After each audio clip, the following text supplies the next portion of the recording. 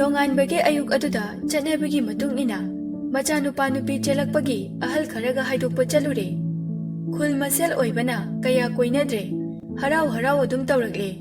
Nupi romgi mina hore numita adingaida thinbiraklu hairakle. Asumna mapa adu yumda halakle. Mapa halakpadu ubada machanupina yum kakhatringaidagi laktharai. Baba, kai hairage? Moibazida sahobra. Kai hairage ba? Natraga ꯑꯩꯈꯣꯏꯅ ꯊꯣꯛꯄ ꯇꯧꯒ ꯍꯥꯏꯔꯛꯄ꯭ꯔꯕ ꯀꯩ ꯍꯥꯏꯔꯛꯑꯒꯦ ꯍꯥꯏꯕ ꯕꯦꯃꯥ ꯏꯄꯥꯁꯦ ꯌꯨꯝ ꯐꯥꯎꯕꯗ ꯆꯪꯈꯤꯒꯦ ꯑꯗꯨꯒꯅꯦ ꯐꯤꯔꯣꯜꯒꯁꯦ ꯍꯣꯡꯗꯣꯛꯂꯒ ꯐꯖꯅ ꯍꯥꯏꯔꯒꯦ ꯀꯩꯗꯧꯔꯒꯦ ꯑꯁꯤ ꯍꯥꯏꯔꯒ ꯃꯄꯥ ꯑꯗꯨ ꯏꯃꯨꯡꯗ ꯆꯪꯈꯤ ꯃꯄꯥꯅ ꯁꯥꯎꯔꯪꯅꯅ ꯆꯪꯈꯤꯕ ꯑꯗꯨ ꯌꯦꯡꯗꯨꯅ ꯅꯣꯛꯍꯧꯔꯤ ꯑꯗꯨꯒ ꯑꯃꯨꯛ ꯃꯅꯝꯃꯅ ꯂꯩꯔꯤꯕ ꯀꯥ ꯑꯗꯨꯗ ꯂꯥꯛꯇꯨꯅ ꯀꯦꯁꯟꯅꯔꯒ ꯋꯥ ꯍꯥꯏꯕ ꯍꯧꯔꯛꯏ ꯑꯍꯜ ꯂꯃꯟꯒꯤ ꯃꯑꯣꯡꯗ ꯂꯥꯏꯖꯅ ꯏꯅꯝꯃ ꯌꯨꯝ ꯌꯧꯕꯒ ꯂꯨꯍꯣꯡꯕꯗ ꯈꯔ ꯊꯨꯅꯕ ꯍꯥꯏꯌꯨꯀꯣ ꯑꯩꯗꯤ ꯏꯅꯝꯃ ꯂꯥꯛꯄ ꯉꯥꯏꯕꯗ ꯋꯥꯔꯕꯅꯤꯀꯣ ꯍꯥꯏꯒꯦ ꯑꯗꯣ ꯂꯥꯏꯖꯥ ꯅꯣꯏ ꯇꯥꯆꯧꯁꯦ ꯀꯩꯝ ꯍꯥꯏꯗꯦ ꯍꯥꯏꯕ ꯅꯪꯕꯣ ꯑꯦ ꯑꯩ ꯇꯧꯒꯦ ꯌꯦꯡꯉꯣ ꯑꯁꯤ ꯍꯥꯏꯔꯒ ꯃꯕꯨꯡꯕꯨ ꯀꯟꯅ ꯇꯥꯅꯕ ꯍꯥꯏꯗꯨꯅ ꯀꯧꯔꯤ ꯇꯥꯆꯧ ꯀꯥꯏ ꯂꯩꯒꯦ ꯑꯝꯇ ꯂꯥꯛꯑꯣ ꯍꯣ ꯇꯥꯆꯧ ꯃꯅꯤꯁꯨ ꯃꯆꯜꯅ ꯀꯧꯔꯛꯂꯤꯕ ꯑꯗꯨ ꯇꯥꯔꯗꯨꯅ ꯂꯥꯛꯂꯒ ꯊꯣꯡꯖꯤꯜ ꯑꯗꯨꯗ ꯂꯦꯞꯇꯨꯅ ꯇꯞꯅ ꯍꯥꯏꯔꯛꯏ ꯀꯩꯗꯧꯔꯒꯦ ꯂꯥꯏꯖꯥ ꯂꯥꯏꯖꯥ ꯈꯣꯜ ꯀꯜꯂꯞꯅ ꯇꯥꯆꯧ ꯀꯩꯅꯣ ꯏꯅꯝꯃꯅ ꯍꯥꯏꯁꯦ ꯑꯦ ꯀꯩ ꯍꯥꯏꯔꯛꯏꯅꯣ ꯇꯥꯆꯧꯅ ꯏꯅꯝꯃꯗ ꯀꯩꯁꯨꯝꯇ ꯍꯥꯏꯗꯦ ꯍꯥꯏꯁꯦ ꯀꯩꯒꯤꯅꯣ ꯑꯩꯗꯤ ꯂꯨꯍꯣꯡꯕꯁꯦ ꯈꯔ ꯊꯨꯅꯕ ꯇꯧꯁꯦ ꯍꯥꯏꯁꯤꯅꯤ ꯏꯅꯝꯃꯁꯦ ꯂꯨꯅ ꯇꯧꯖꯧ ꯑꯩꯗꯤ ꯇꯧꯗ꯭ꯔꯗꯤꯕ ꯑꯩꯒꯤ ꯃꯆꯤꯡꯗꯣ ꯍꯧꯔꯛꯁꯅꯤ ꯑꯁꯤ ꯍꯥꯏꯔꯒ ꯃꯅꯝꯃꯗ ꯀꯣꯟꯁꯜꯂꯤ ꯃꯅꯤꯅ ꯇꯧꯔꯤꯁꯤ ꯌꯦꯡꯉꯨꯅꯦ ꯂꯨꯍꯣꯡꯗ꯭ꯔꯤꯉꯩꯗ ꯑꯁꯨꯝꯅꯒ ꯇꯧꯔꯗꯤ ꯍꯌꯦꯡ ꯂꯨꯍꯣꯡꯉꯗꯤ ꯑꯩꯗꯤ ꯂꯣꯏꯗꯧꯔꯤ ꯇꯧꯔꯤꯁꯦ ꯀꯩꯅꯣ ꯇꯥꯆꯧ ꯃꯤ ꯏꯅꯝꯃꯗ ꯀꯦꯖꯕꯁꯤꯕꯨ ꯍꯣꯏ ꯋꯥꯔꯤ ꯁꯥꯟꯅꯔꯤꯉꯩ ꯑꯅꯨꯁꯨ ꯂꯥꯛꯏ ꯑꯗꯨꯒ ꯁꯥꯟꯅꯔꯤꯕ ꯋꯥꯔꯤ ꯑꯗꯨ ꯌꯥꯎꯁꯤꯜꯂꯛꯏ ꯍꯩꯃꯥ ꯏꯆꯦ ꯁꯣꯐꯤꯌꯥꯁꯦ ꯈꯨꯐꯖꯁꯦ ꯑꯩꯗꯤ ꯏꯆꯦ ꯃꯥꯜꯂꯨꯗ꯭ꯔꯦ ꯍꯥꯏꯕ ꯁꯣꯐꯤꯌꯥ ꯇꯞꯅ ꯌꯥꯔꯦꯍꯦ ꯅꯪꯁꯨ ꯐꯥꯒꯤꯗꯩ ꯃꯤꯗꯤ ꯃꯧ ꯑꯣꯏꯈꯤꯗꯧꯔꯦꯀꯣ ꯌꯥꯗꯦꯀꯣ ꯂꯥꯏꯖꯅ ꯁꯤꯗ ꯇꯧꯅꯕ ꯍꯥꯏꯗꯅ ꯑꯩꯅ ꯇꯧꯔꯤꯅꯤ ꯀꯩꯅꯣ ꯁꯣꯝꯗꯅ ꯍꯦꯂꯤꯟꯗ꯭ꯔꯥ ꯚꯥꯏ ꯑꯦꯛꯖꯥꯝꯁꯨ ꯈꯜꯂꯛꯇ꯭ꯔꯦ ꯂꯥꯏꯔꯤꯛꯁꯨ ꯄꯥꯏꯗꯕ ꯀꯨꯏꯔꯕꯅꯤꯅ ꯑꯩꯗꯤ ꯃꯈꯥ ꯇꯧꯕ ꯉꯝꯅꯔꯣꯏ ꯑꯗꯨꯅ ꯊꯤꯀꯥꯗ ꯍꯣꯠꯅꯔꯒꯦꯅ ꯈꯜꯂꯦ ꯑꯩꯁꯨ ꯀꯩ ꯎꯄꯥꯏ ꯂꯩ ꯑꯗꯨꯅ ꯏꯇꯥꯎꯅ ꯇꯧꯕꯗꯣ ꯑꯗꯨꯗ ꯑꯗꯨꯝ ꯇꯧꯕ ꯇꯥꯕ ꯑꯩꯁꯨ ꯑꯗꯨꯗꯤ ꯍꯧꯔꯁꯦ ꯕꯕꯥꯅ ꯑꯆꯧꯕ ꯑꯃ ꯂꯩ ꯍꯥꯏ ꯑꯗꯨ ꯍꯧꯅꯕ ꯇꯧꯔꯁꯦ ꯍꯣꯏ ꯌꯥꯏ ꯍꯧꯅꯕ ꯇꯧꯔꯁꯦ ꯑꯗꯨ ꯏꯇꯥꯎ ꯍꯣꯔꯦꯟ ꯆꯠꯄꯗꯣ ꯀꯥꯎꯅꯨꯀꯣ ꯅꯪꯒꯤ ꯉꯥꯏꯅꯕꯤꯗꯣ ꯇꯧꯅꯣꯕ ꯍꯣꯏ ꯁꯣꯏꯔꯣꯏ ꯏꯇꯥꯎꯒꯤꯕꯨ ꯁꯣꯏꯕ ꯌꯥꯕ꯭ꯔꯅꯦ ꯑꯁꯨꯝꯅ ꯐꯣꯟ ꯑꯗꯨ ꯊꯝꯈ꯭ꯔꯦ ꯁꯣꯝꯗꯁꯨ ꯄꯥꯈꯪ ꯂꯩꯁꯥ ꯑꯅꯤꯗꯨ ꯐꯣꯟꯗ ꯋꯥꯔꯤ ꯁꯥꯟꯅꯔꯤ ꯔꯣꯕꯥꯔꯠꯅ ꯇꯥꯕ꯭ꯔꯣ ꯅꯤꯡꯊꯤ ꯀꯩꯗꯧꯔꯝꯃꯤꯅꯣ ꯗꯥ ꯁꯨꯝ ꯂꯩꯔꯝꯕꯅꯦ ꯑꯗꯨꯗ ꯉꯔꯥꯡ ꯑꯩꯅ ꯍꯥꯏꯕꯗꯣ ꯌꯥꯔꯕꯣ ꯀꯩ ꯈꯜꯂꯒꯦ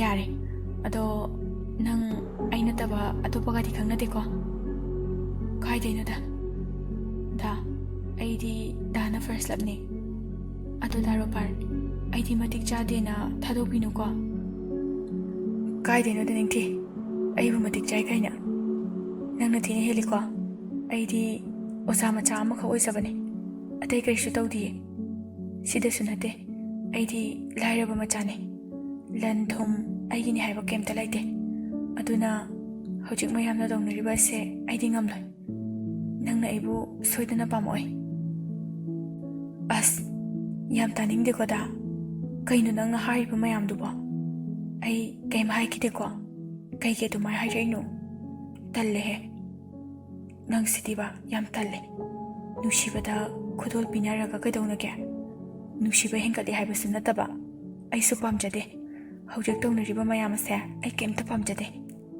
ꯃꯤ ꯏꯁꯩꯗꯒ ꯍꯥꯏꯗꯣ ꯈꯪꯗ꯭ꯔꯣ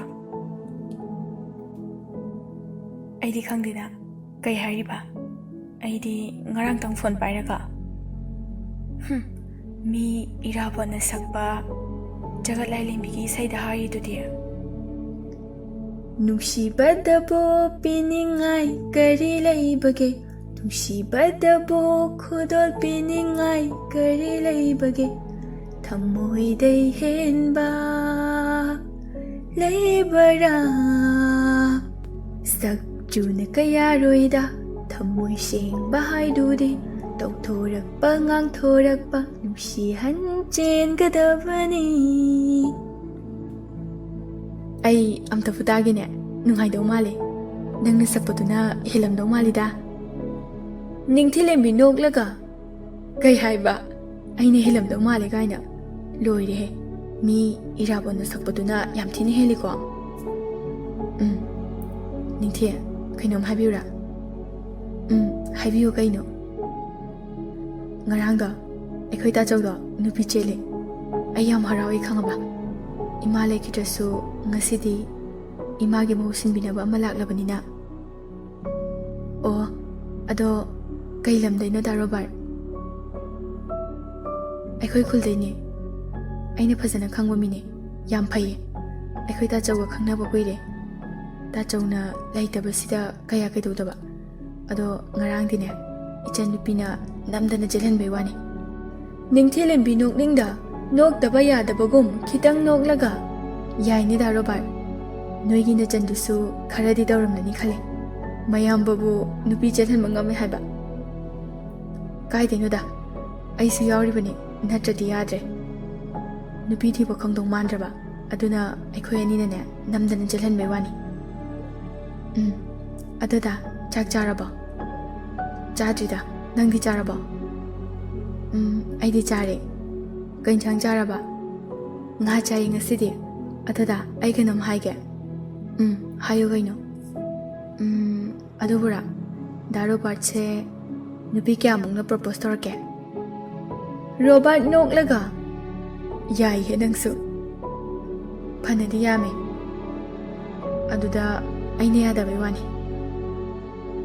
अदुगा आइगोंदा यारिबा नंगना आइने नुक्सिबा थमोइना खुदा जबा हाइबदो ओइबा अदुगी आइदी नंगलोगी खली निंगथिलेंबी नोकलगा आइसु दारो बाटे लेगी खले लाकलरुई नंगोंदगी हेनबे इफमदा होय अदो आई ngasiदी कॉलेज लारोय थबक याम लेबा अदो आई होरेन थोराकेको हाइनरिङै तन्जादुदा मचन चाक चारसे हाइना कौबुदु तारेई निंगथिलेंबीना दा कइनो आइगे वारी सानबसे याम नुंगाइत्रबा अदुगी नतिये चाक चानबो कौरे आइसु होरेन तोरके हारिदना होय अदुदी थमलगेको असे हाइरगा फोन दो थमलगा होगलकपनी अदुबु मचन नुपी लेप्तुना लेरंबा अदुदा खंगप्रे खंगी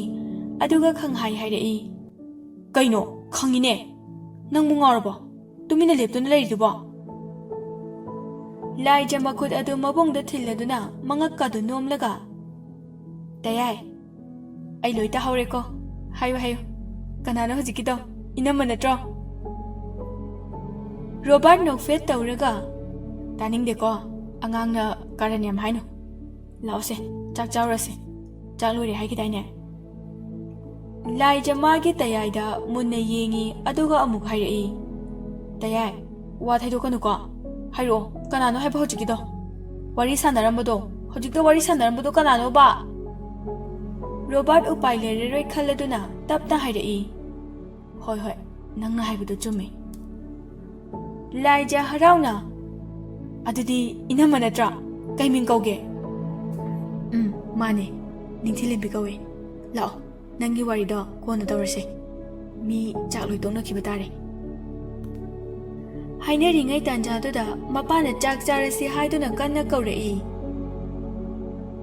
गारीगी कताना सुम चटखिबना नुंगथिलगी पुंग 3 तारकले थबक सुमई हौरकपा मतांग अदुदा तंजा काइना हेरो अदु लाए हाइदुना मता अनुना लाक्तुना हाइरई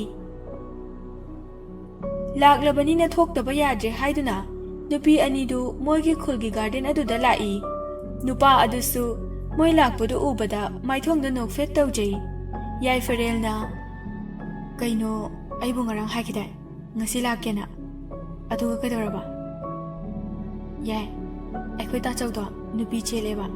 Adugi thabak mai tari aduda kauthure. Hoi, se ngarang haibado. Asi hairaga phone amma puthoklaktuna pi. Nupi adu su lautradi lana laukrani haiduna phone adu lausilaga tapna hairai. Yai, ngasikidi changage. Thabak yam lehori haiba. Hoi hoi. Ado hore message tharke ko. Ai loina semkrabane. Hoi. Asam na moy ani mayum da halaknare. Nupi ani du yum halakpaga. Nupi thinba chatnabani haiduna keba hokre. Somdana simana. Bema. Nang bukai lege. Amta launi he. Wari amta sasini imaga. Mama na kauri badu taraduna. Hatu kumtharaklaga hairai. Ima, kai haige. Ai kauri dubu kadorage. Atai kai sunate da. Nang na haibu nupa machado. Adugi maramda khara hangi tawbunine. Ningthi lembi noknaga. Talli he awaiba akhoi ma sidiba. Ngarang loina haikhradai aibo. Sima san noklaga. Hoi ni haikrine. Ado amuka hairo. Ngarang di harau mundana aidi charang naringai da wakhal gamta oihodre haiba. Ho ngamjadre. Asibu amo hangaktana tawrine. Aidi bako arembagi hairambani. Sima isau tauraga. Kaino ha, nang haidu kaino. Ai se, namanin he nama. Sasat hairao. Ai saudringidane, sasat hairao. Ahal oirabanina, nakokada amta yadre. Imana sung akawdaba hairadine, isau langbado. Wakoido tauranune he. Aina hangisa hairao. Hone, mingna Robert, lamna ne, kaikoi. Hojikna akhoi mamangda leiriba college asida ojawari yarabo ima yare ado nangbu nupadu da leirige khalabo nangi ngayaki wakhalda tawba nupa awu koibudu bu tawribro ningthelembe sauna kaino ima mina taraga aibu kaini khalkidoino ha ho koidre leirige khale daro parta Adudi khara thuna ba tawroko thabak haire tawre luhongbagi sel haire imana loina puthoke ichana nungai la leibado ayu ba pamine ima adu yaroye sima khol kalabna kai ya jibaha kai gino nangse laisabi pharabani ne he miyamgi mamangda chauna luhongge tawraga aina ima moi mayambado ngarang nupi chele Aduna ai kamaina luhongse haidoino ima somta khalune pangida ko ai ki jase chauri haibage wani mayambagi thokpa nangsu nangi ngamnaba tawkodabani ne he nupado khara ahal oirabanina nangna kesinaraga hayu adum yarakani aseng moiro ima aseng bani thaina aina noi babada tawrakpa singni aina nangonda hairise Hoi, adudi ima, ai hairaga yenge. Hoi, yengo. Adudi ima thabak loisilukige ko. Numit tarakpagi aduwaini, laisabi khara sulai, ahal su yaurakle, imungda laisabi singdu wawa nokduna lairi, laija noklaga. Aina namduna taholini, natradi, aigi inamase migi oidoribani. Laisabi amana, laija, nangsu yaiko. Hairi sinadi nangna nanamasi yam nungsire haibani Sophia tapna yare ko noi mayam gi wahai do dabada aidi kai ba mayare Anuna hojik dei kari ba ngarang di thongna yam phakidai ne hainari ngai aduda mapalegi ahal amana Hai noi boloi dribone he chana ba tawrasine pungse thenge ne Hairak liba adu taraduna imungda leiriba machan laijana ina manusibi lao thinbirage chalo repeat Hairak liba adu taraduna imungda leiriba machan aduna ina manusibi lao thinbirage chalo ta chauda chalo ki hairamo janavine Leisabi amana aikhoi laijase yam khange haiba noibo Asi hairaga amuk laisabi mayam do punna nokli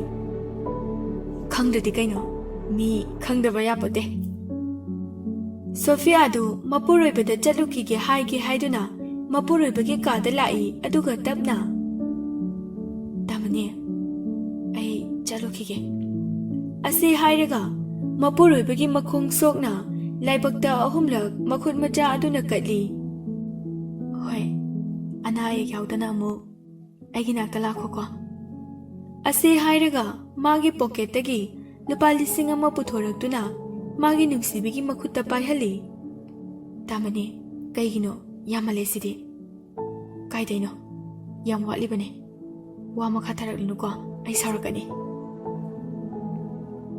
ꯍꯣꯏ ꯑꯩ ꯊꯣꯛꯂꯨꯈꯤꯒꯦ ꯑꯁꯨꯝꯅ ꯆꯠꯅꯕꯤꯒꯤ ꯃꯇꯨꯡ ꯏꯟꯅ ꯂꯩꯀꯥꯏ ꯑꯍꯜ ꯈꯔꯒ ꯅꯨꯄꯤ ꯊꯤꯟꯈ꯭ꯔꯦ ꯑꯁꯨꯝꯅ ꯅꯨꯃꯤꯠ ꯑꯗꯨ ꯍꯧꯈ꯭ꯔꯦ ꯅꯣꯡꯄꯣꯛ ꯆꯤꯡꯌꯥꯔꯣꯝꯗ ꯀꯣꯔꯧꯃꯥꯁꯨ ꯇꯔꯪ ꯇꯔꯪ ꯊꯣꯔꯛꯂꯦ ꯅꯣꯡꯃꯒꯤ ꯁꯤꯟꯊꯥ ꯄꯥꯡꯊꯣꯛꯂꯒꯦ ꯍꯥꯏꯗꯨꯅ ꯄꯣꯝꯕꯤ ꯆꯦꯛꯂꯥ ꯀꯌꯥꯁꯨ ꯅꯣꯡꯃꯒꯤ ꯆꯔꯥ ꯐꯥꯔꯕꯗꯤ ꯍꯥꯏꯗꯨꯅ ꯄꯥꯏꯅꯔꯛꯂꯤ ꯑꯌꯨꯛꯀꯤ ꯄꯨꯡ 9 ꯇꯥꯔꯛꯄ ꯑꯗꯨꯋꯥꯏꯅꯤ ꯂꯥꯏꯖꯅ ꯕꯕꯥ ꯇꯥꯆꯧ ꯇꯌꯥꯏ ꯆꯥꯛ ꯂꯣꯏꯔꯦ ꯆꯥꯔꯁꯤ ꯂꯥꯛꯑꯣ ꯃꯆꯟꯅ ꯆꯥꯛꯈꯨꯝꯗꯒꯤ ꯀꯧꯔꯛꯄ ꯑꯗꯨ ꯇꯥꯔꯗꯨꯅ ꯃꯣꯏ 3 ꯂꯥꯛꯇꯨꯅ ꯆꯥꯛ ꯆꯥꯕ ꯍꯧꯈ꯭ꯔꯦ ꯁꯣꯝꯗꯁꯨ ꯃꯃꯥ ꯃꯆꯥ ꯑꯅꯤꯗꯨ ꯆꯥꯛꯈꯨꯝ ꯑꯗꯨꯗ ꯆꯥꯛ ꯆꯥꯃꯤꯟꯅꯔꯤ ꯇꯝꯐꯥꯅ ꯏꯕꯨꯡꯉꯣ ꯅꯪꯕꯨ ꯄꯩꯈꯥꯗꯨꯕꯨ ꯈꯜꯂꯛꯇ꯭ꯔꯦ ꯍꯥꯏꯔꯗꯤ ꯊꯕꯛ ꯑꯃ ꯇꯧꯁꯤ ꯀꯩꯗꯧꯔꯒꯦ ꯏꯃꯥꯗꯤ ꯏꯃꯧ ꯄꯥꯝꯂꯛꯂꯕꯅꯤꯀꯣ ꯅꯪꯕꯨ ꯒ꯭ꯌꯥꯟ ꯈꯤꯇꯗꯤ ꯇꯥꯔꯣ ꯀꯩꯗꯧꯕꯒꯦ ꯌꯥꯏꯐꯔꯦꯜꯅ ꯏꯃꯥ ꯍꯣ ꯏꯃꯥ ꯅꯆꯥꯁꯨ ꯊꯕꯛ ꯑꯃ ꯇꯧꯅꯕ ꯀꯟꯅ ꯍꯣꯠꯅꯔꯤꯌꯦ ꯍꯦꯂꯦꯟꯒ ꯄꯨꯟꯅ ꯊꯤꯀꯥ ꯑꯃ ꯇꯧꯁꯦꯅ ꯍꯥꯏꯅꯔꯤ ꯑꯗꯨꯒ ꯅꯨꯄꯤꯒꯤ ꯋꯥꯗꯨꯃꯗꯤ ꯂꯥꯞꯅꯀꯣ ꯀꯔꯤ ꯍꯥꯏꯕ ꯊꯤꯀꯥ ꯍꯥꯏꯕ ꯅꯪꯕꯨ ꯑꯗꯨꯒꯤ ꯊꯕꯛꯇꯨ ꯅꯠꯇ꯭ꯔꯗꯤ ꯂꯩꯇ꯭ꯔꯕꯣ ꯏꯃꯥꯗꯤ ꯀꯌꯥ ꯄꯥꯝꯗꯦꯀꯣ ꯅꯪ ꯅꯁꯥꯁꯨ ꯂꯥꯏꯔꯤꯛ ꯍꯩꯇꯕꯁꯨ ꯅꯠꯇꯦ ꯑꯇꯣꯞꯄ ꯊꯕꯛ ꯑꯃ ꯇꯧꯕꯗꯤ ꯀꯩꯗꯧꯕꯒꯦ ꯅꯪꯕꯣ ꯏꯃꯥ ꯊꯤꯀꯥ ꯇꯧꯕꯁꯤꯁꯨ ꯊꯕꯛꯅꯤ ꯀꯩꯅꯣ ꯁꯦꯜꯒ ꯌꯥꯝ ꯐꯪꯈ꯭ꯔꯖꯥꯠꯅꯤ ꯁꯤꯗ ꯏꯃꯥꯅ ꯌꯥꯅꯤꯡꯗꯦ ꯍꯥꯏꯔꯤꯁꯤꯅ ꯀꯩꯒꯤ ꯄꯥꯝꯗꯦꯗꯤ ꯄꯥꯝꯗꯦ ꯋꯥ ꯃꯈꯥ ꯇꯥꯅꯨꯀꯣ ꯏꯃꯥꯅ ꯍꯥꯏꯔꯤꯁꯦ ꯅꯪ ꯏꯟꯗꯕ ꯇꯧꯒꯅꯨ ꯌꯥꯏꯐꯔꯦꯜ ꯆꯥꯛ ꯆꯥꯔꯝꯕꯗꯒꯤ ꯍꯧꯒꯠꯇꯨꯅ ꯈꯣꯟ ꯈꯤꯇꯪ ꯀꯟꯅ ꯏꯃꯥ ꯑꯩꯗꯤ ꯇꯧꯅꯤꯀꯣ ꯇꯧꯅꯤꯗꯤ ꯇꯧꯅꯤ ꯑꯁꯤ ꯍꯥꯏꯔꯝꯂꯒ ꯁꯥꯎꯅ ꯍꯧꯒꯠꯇꯨꯅ ꯆꯥꯛꯈꯨꯝ ꯑꯗꯨꯗꯒꯤ ꯊꯣꯛꯈ꯭ꯔꯦ ꯃꯆꯥꯅ ꯆꯠꯈꯤꯕ ꯑꯗꯨ ꯌꯦꯡꯗꯨꯅ ꯃꯆꯤꯟꯗ ꯇꯞꯅ ꯍꯥꯏꯖꯩ ꯇꯧꯔꯤꯁꯤ ꯌꯦꯡꯉꯨꯅꯦ ꯆꯥꯎꯔꯛꯂꯦ ꯍꯥꯏꯗꯨꯅ ꯃꯃꯥ ꯑꯩꯕꯨ ꯎꯁꯤꯠꯇ꯭ꯔꯦꯅꯦ ꯑꯩꯅ ꯍꯥꯏꯕꯗ ꯂꯧꯗꯨꯅ ꯂꯥꯛꯄ ꯃꯥꯅ ꯉꯁꯤꯅ ꯀꯔꯤꯅꯣ ꯇꯧꯔꯤꯕ ꯍꯥꯏꯅꯕ ꯑꯣꯟꯊꯣꯛꯅ ꯋꯥꯒꯗꯧꯔꯤꯗ ꯃꯁꯤꯔꯥ ꯏꯆꯥ ꯆꯥꯎꯔꯛꯄꯒꯤ ꯅꯨꯡꯉꯥꯏꯕ ꯍꯥꯏꯕꯗꯣ ꯀꯔꯤꯕꯨ ꯊꯣꯛꯂꯒꯕ